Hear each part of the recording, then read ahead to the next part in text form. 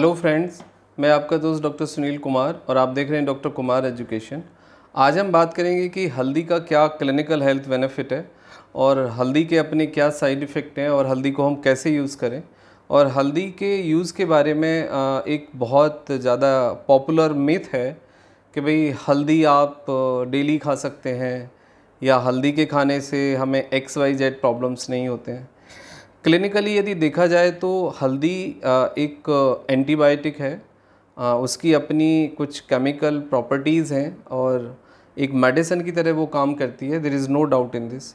But हल्दी के बारे में जो मिथ है लोगों में वो बहुत ज़्यादा है और उस मिथ के कारण और एक जो पॉपुलर एक जो लोगों ने अपने ब्रांड को बूस्ट करने के लिए इम्यूनिटी के बारे में जो बात करते हैं लोग, तो उसमें कोई क्लिनिकल फैक्ट नहीं होता है। वो एक मार्केटिंग होती है और एक पॉपुलर मार्केटिंग की वजह से लोगों ने नाउअडेज हल्दी का कुछ यूज ज़्यादा करना स्टार्ट किया है, जिसके कारण लोगों को बहुत ज़्यादा गैस बनना, पेट में गर्मी होना या फिर अल्सर होना या GI ब्लीडिंग होना या आपको एलर्जी होना। कुछ लोगों की स्किन एलर्जी बहुत ज़्यादा बढ़ गई है, लोगों को बहुत ज़्यादा हीट प्रोड्यूस हो गई है।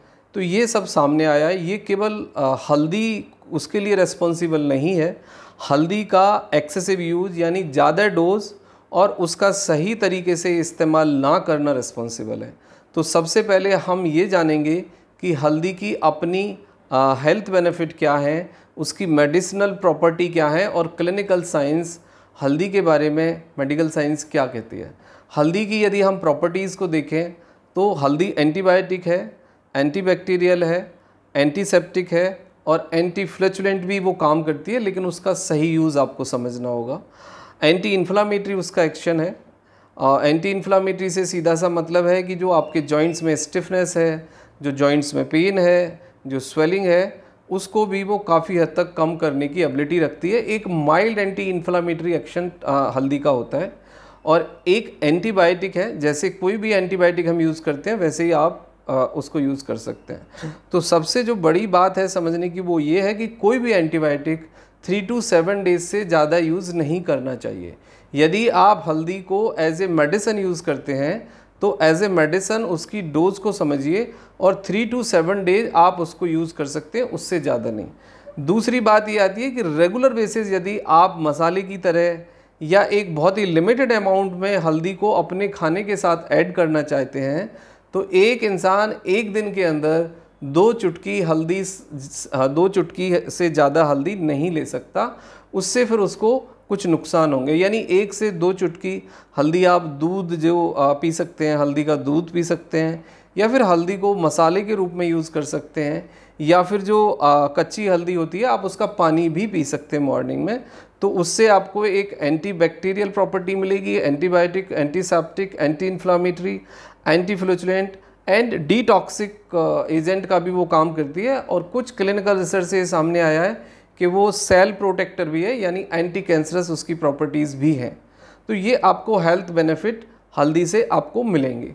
अब बात आती है कि कोविड या रेस्पिरेटरी प्रॉब्लम्स या दूसरे इन्फेक्शन का रिस्क क्या हल्दी के लगातार खाने से कम हो सकता है? यस, आपके इन्फेक्शन का रिस्क 10 से 20% कम हो जाएगा यदि आप लिमिटेड अमाउंट में हल्दी अपने खाने के साथ आप इस्तेमाल करते हैं। उसके बाद आता है कि एंटी कोगुलेंट प्रॉपर्टीज़, यानी जो ब्लड का थक्का जमता है, यानी कोगुलेशन का जो मसला है जिसमें कि आर्टरीज़ के अंदर ब्लड गाढ़ा हो जाता है, थक्का जम जाता है, तो उसमें भी काफ़ी हद तक डिक्लाइन आता है। यानी कि आपका क्लॉटिंग जो टाइम है वो बदल जाएगा, यानी क्लॉट कम होगा आपका ब्लड। ये एक उसका बेनिफिट है।